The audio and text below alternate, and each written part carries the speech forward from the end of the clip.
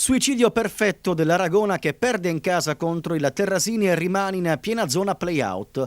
La squadra di Giovanni Falsone nulla ha potuto contro un avversario nettamente superiore, meglio organizzato in tutti i reparti e micidiale in attacco.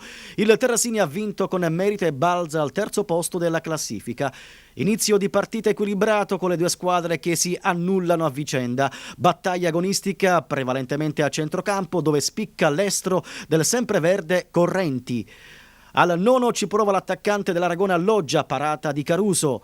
Poi è la volta di Volpini con un colpo di testa, ma la porta del Terrasini rimane inviolata. La squadra di Tarantino cresce con il passare dei minuti e crea qualche pericolo alla porta di Tilaro.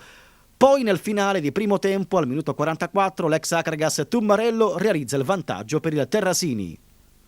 Nella ripresa l'Aragona prova a reagire ma non concretizza i tentativi d'attacco. Acciaio comanda a dovere la difesa del Terrasini e in avanti Tummarello fa in pieno il suo dovere.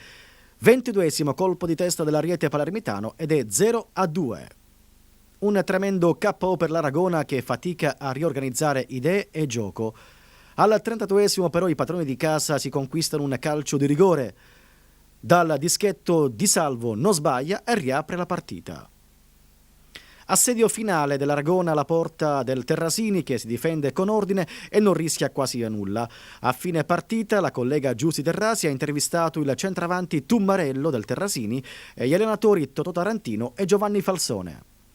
È stata una partita abbastanza maschia nel primo tempo, poi ci siamo allungati le squadre e abbiamo avuto un po' la meglio.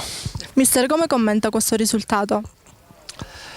Niente, io commento che noi abbiamo una squadra formata da molti giovani, abbiamo giocato con una buonissima squadra, il punto in classifica lo dimostra, come dimostra anche i giocatori che loro hanno.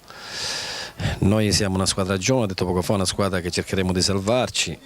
Abbiamo ora dei giovani molto interessanti, io questi faccio giocare. Io l'unico rammarico è che qualcuno dalla tribuna, dico qualcuno, non capisce il sacrificio e la faccia che ci stiamo mettendo noi qua con questa società perché la vogliamo salvare. Mister, vittoria in trasferta, 3 punti fondamentali per la sua squadra. Sì, era una tappa importante, sapevamo di incontrare una squadra abbastanza sgorbutica, vogliosa di recuperare qualche posizione in classifica. Da parte nostra siamo venuti con l'intenzione di dover fare la partita per tentare di vincerla. Ci siamo riusciti, è un tassello in più nella rincorsa quantomeno per la migliore posizione nei playoff. Ecco.